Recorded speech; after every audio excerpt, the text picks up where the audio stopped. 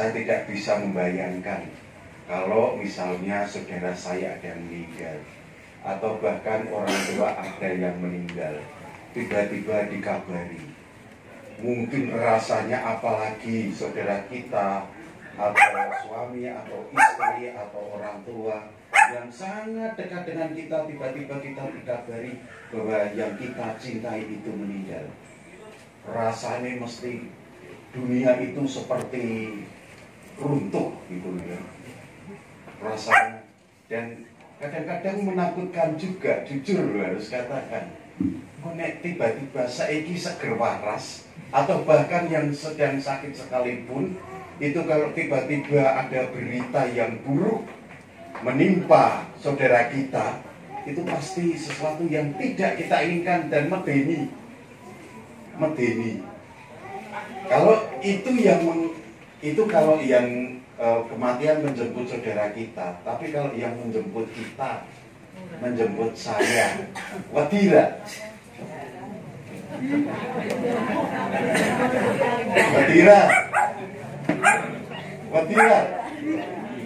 jujur, mergo apa jalanannya apa, karena apa? Belum pernah, iya.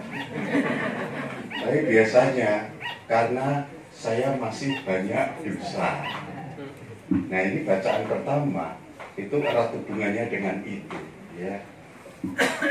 Mereka yang sudah pindah ke alam lain, kemudian ada tempat perhentian di mana Tuhan meraja di situ, dan yang mereka pantas berhenti di situ bersama Tuhan adalah mereka yang terpilih. Kita tidak bisa menipu diri. Ketika kita ada di dunia ini, mungkin penampilan kita itu menipu diri, menipu orang lain terutama. Kelihatannya necis gitu ya, rajin ke gereja, bawa teks misa. Saya kan teks misa ya, bawa teks misa, duduk sembahyang. Apakah itu menjamin kesucian dia? Hah? Belum tentu. Ya, di hadapan Allah, kalau di hadapan sama-sama manusia kita bisa tertipu dengan penampilan, tapi di hadapan Allah semuanya telanjang. Apa adanya, kita tidak bisa ngomong sebetulnya yang terjadi A, ngomongnya B. Allah tahu. Konangan yang kowe ngapusi. Maka ya sudah, apa adanya di hadapan Allah. Kelihatannya di hadapan manusia, wah kelihatan kudus-kudus suci, jebulane dia itu penuh dosa. Kelihatannya Romo ki yang bujubah ya. Suci enggak? Kelihatan suci enggak? Kelihatannya suci enggak? Suci ya? Kelihatan suci ya? Asline.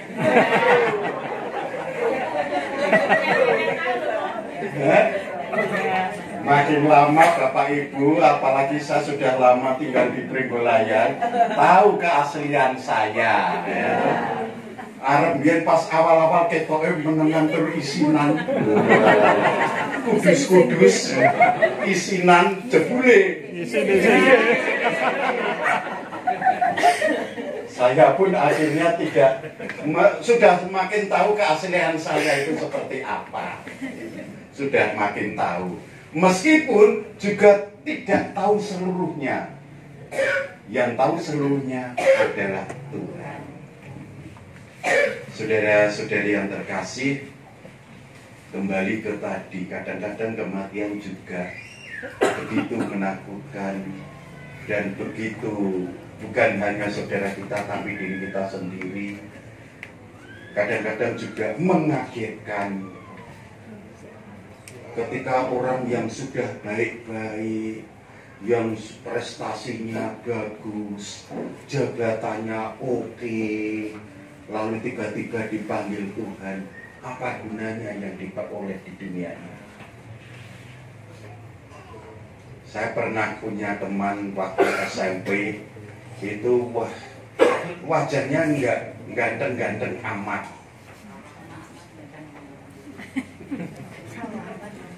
Sing ganteng jenenge Ahmad.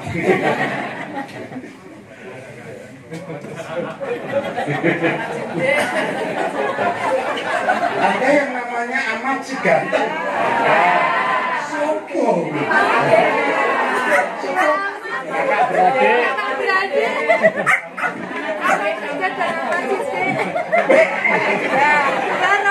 Memang Pak Sidik itu amat ganteng. Ya ngapunten nggih, belum tak sebut sing jenenge amat ganteng. Nah, tidak ganteng tapi gayanya itu kayak superstar. SMP. Kelepek-kelepek kalian SMP loh. Kalau saya nggak kayak gitu. Saya sejak SMP menengantuk di sini. Percaya ora? Raiso goro.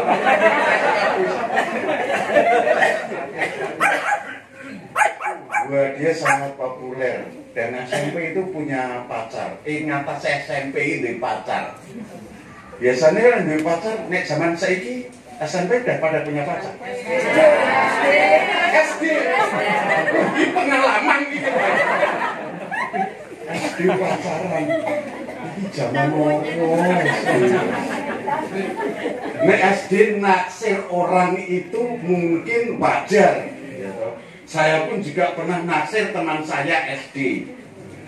Tapi ya sekali lagi, yang namanya SD itu kan dijejerke lanang wedok gitu ya, dijodoh-jodohke gitu, jejerke lanang wedok gitu, terus bangunnya di garis, diadangi tas, dan jadi ya karo ngene. Itulah yang saya lakukan. Kamu raiso goro. Nah, dia sudah populer dan punya pacar, tapi kan ada sekarang WA group ya, konco SMP meno yang delok foto-fotone ya wis mulai itu. Wis ketok ibu-ibu. Wis ketok wah wis donggowana gitu loh. Tapi saya tidak bisa ikut reuni karena reuninya pasti selalu datang hari Minggu. Pas hari Minggu, Minggu ini gawean kuwi tumpuk-tumpukan. Tapi orang dalam waktu dekat itu juga akan ada reuni lagi, tapi reuni ini neng Yogyo, orang di Semarang. Ya saya belum daftar itu ditugas take kae. Iki wis nganti do marani ning kuthamu. Kok kowe ora teko? Ya nanti saya akan melihat langsung seperti apa. Tapi ketika WA group itu muncul dan yang namanya ini sudah meninggal, yang namanya itu sudah meninggal, aku ora ngira. Sing biyen iki parapane caplak iki semati. Sing parapane coro kok kewan kabeh to. Sing parapane kingkong tapir dari iki wis mati gua dia mati yo nek biyen parapanku ora tak andani reunine sesuk ning ndi ora tak andani ndak ngerti parapanku ndak diparani ya nek kikong ora nek SMP karena waktu SMP saya itu dijuluki oleh guru saya, guru bahasa Indonesia saya namanya Bu Mawar. Saya dijuluki si kecil karena cilik.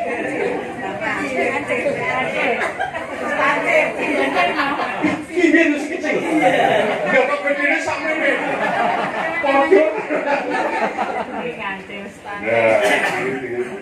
Nah, pada meninggal. Lalu ketika saya berkarya di Semarang, di salah satu partai di Lambersari ya, ada orang Mekah yang begitu aktif gitu kan. Juga dia nggak begitu ganteng tapi gayanya wis koyo karena aktivis. Dia juga punya posisi di Mudika zaman itu, lalu punya pacar. tur ngrentengi. Saya waktu itu Romo masih muda, neng aku Merry lah kira-kira. Merry Christmas. Orang Romo. Nah, tapi tiba-tiba saya dikabari bahwa OMK tersebut, sang cowok tersebut meninggal. Wah, saya diminta berkati dan saya melihat wajahnya masih kelihatan seger dan tersenyum. Saya tanya, lu orang bila orang popo kok meninggal? Katanya, konon katanya akhir-akhir dia harus apa itu gagal ginjal itu apa sih? Cuci darah itu. Kurang ini, ubah-ubah, cuci darah. Dan kenapa kok cuci darah? Karena kesibukannya dia senang minum minuman energy drink. Apa-apa diombe, nah itu kan membahayakan ginjal.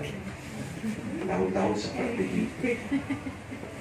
Ketika saya berkarya pertama sebelum di Semarang, saya pun juga hampir mati karena kecelakaan.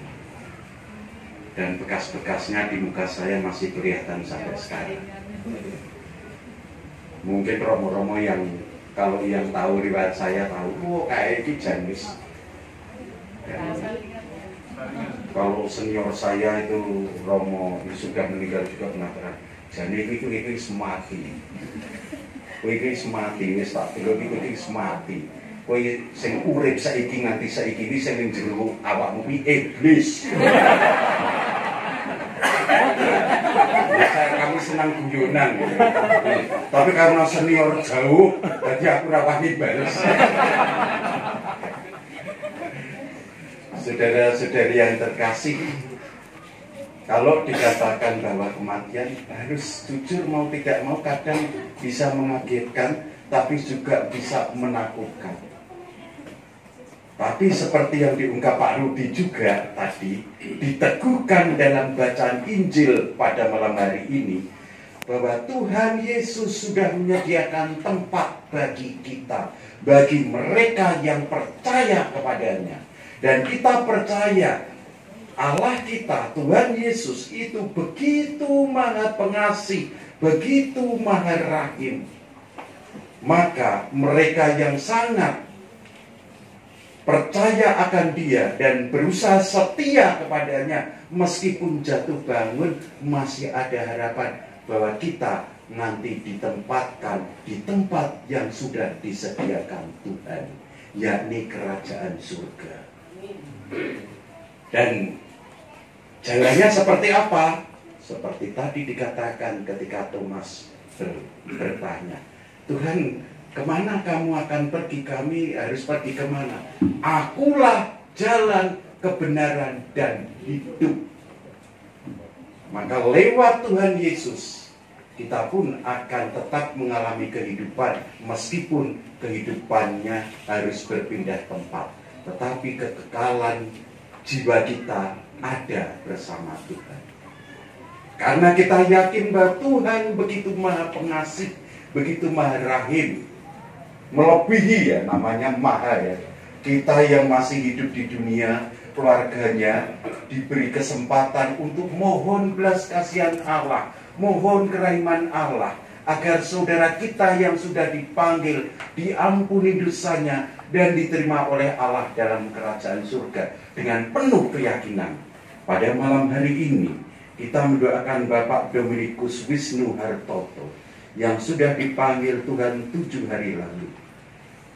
Kita percaya bahwa Tuhan Yesus jalan kebenaran dan hidup. Kita percaya bahwa Tuhan Yesus itu begitu maha rahim. Maka kita pasrahkan, kita mohonkan pula agar Bapak Dominikus Wisnu Hartoto diampuni dosa-dosanya dan boleh merasakan kebahagiaan kekal di tempat yang sudah disediakan Tuhan, yakni kerajaan surga. Marilah kita